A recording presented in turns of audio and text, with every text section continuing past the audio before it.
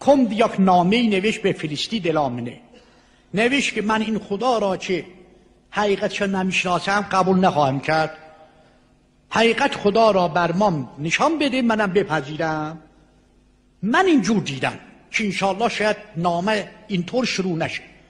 میگویم فلسطین دلامنه نامه نوشت با این عبارت: ای احمق. ما می نویسیم قربانش شوم، اینم جای قربانش شوم بوده، تصدقت میروم. ای احمق، دیگه احوال پرسیدام نداره ها. یک دانه شن را، یک دانه ریگ را از زمین بردار، برای من طوری تعریف کن که هیچ سوال نداشت باشم. خدا را میارم میدم دست تو.